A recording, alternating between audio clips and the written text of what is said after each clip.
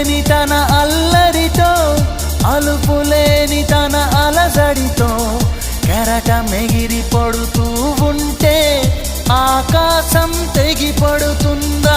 మనసుంటే మార్గం ఉంది కదా, అనుకుంటే అందనిదుంటుందా? అనుకున్నవన్నీ మనకందినట్టే అనుకుంటే తీరిపోదా?